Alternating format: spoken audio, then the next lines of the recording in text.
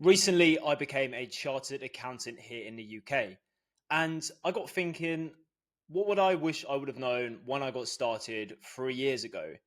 As a fresh faced, recent graduate from uni who'd only really done a little bit of accounting as a small module, I didn't really have much of a clue as to what I was getting into. So, becoming a chartered accountant is hard. Even becoming an accountant in general is a difficult thing to do. But specifically for being chartered, you need 3 years of experience. You've got to do 15 difficult exams whilst working a full time job, which is very tough in itself.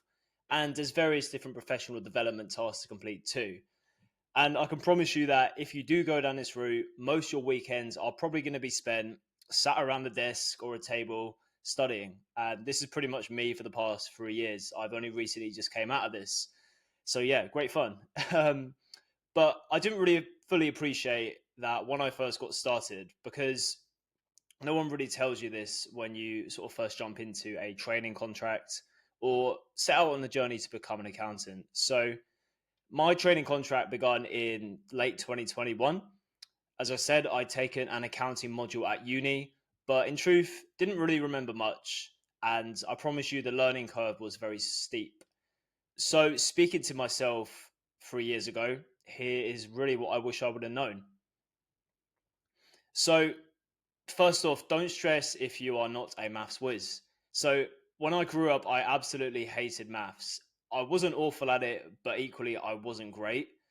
And I sat it for GCSE and AS level. Then, when I got to A level, I started it out, gave it a few months, and I just found it really difficult. I didn't really enjoy it. And I just thought, what's the point? I might as well just drop it. So that's what I did. Looking back, I probably could have stuck through it, but at the time, just found it too difficult, didn't want to do it. So I dropped it entirely. And then I went on to become a chartered accountant and get first time passes in all my exams. So it just goes to show that if you're not a maths whiz, don't worry about it because the math skills that you learn aren't really too difficult and anyone can really pick them up. Because trust me, there is so much more to accounting than difficult maths equations. Really, if you can just add, if you can subtract, if you can multiply, then you're going to be pretty fine. So don't let that fear of maths hold you back. A real key skill in accounting is learning how to navigate people and communicating effectively. So, as I just said, there's way more to this job than just being able to crunch the numbers.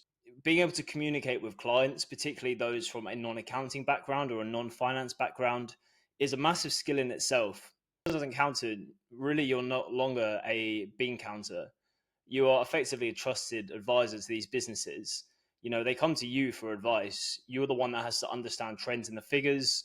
You need to learn how these trends actually translate into genuine business insights and how you can actually communicate these in a simple and actionable way. It's a very difficult skill and one that I have been learning and progressing with recently. So, when I was getting started with accounting, I really wish I would have paid more attention to really communication skills and learning how to actually navigate people effectively.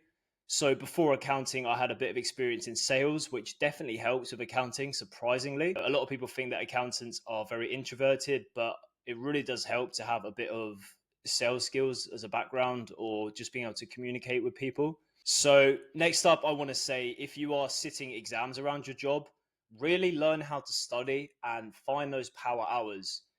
So this one really applies if you're sitting a professional qualification like the ACA, ACCA, or SEMA. But it's a very difficult thing to do around a day job. When you're at school, when you're at uni, it's a lot easier because that is pretty much your sole focus. But when you actually enter the workforce as well and you have the added demand of a fairly high pressure job alongside sitting exams, it's a really difficult thing to do. And being able to find your power hour, which is effectively that day or that time of day where you can focus, you have at least an hour to sit down and actually get a task done, it's going to go a long way because ultimately it's really not about how hard you work, it's about how smart you work. And I know that's a very cliche saying, but I really don't think I worked hard. I very much just chipped away at these exams, doing little bits here and there every single day for a few months building up to them. Just little bits building up day after day, knowing exactly what I'm going to be doing and not biting off more than I can chew. It all stacks up and it all compounds until you get to that exam. And I actually read this book around the time, Atomic Habits by James Clear, and it spoke all about habit stacking and how to actually change your habits. So I'd highly recommend reading that if you do want to start adopting the study habit. And next up, we've got not being afraid to push back and to question things. So my role at the moment is sort of a split between tax, accounting, and audit. And working in audit really gets your skeptical mind going. If you're new to accounting, right? You may start thinking, I'm not experienced enough to push back and challenge things. Speaking to clients who have a lot more experience than you, who are probably going to be a lot smarter than you at what they do, and they know their own business inside out. So pushing back can seem a little daunting, but from the get go, I'd really recommend just putting yourself out there, asking questions. If you don't think something's right, bring it up. Don't be that person just sort of fades into the background, because ultimately you're not going to learn by doing that. You need to be that person that really puts himself outside of their comfort zone, speaks to people, asks questions, and pushes back and challenges things.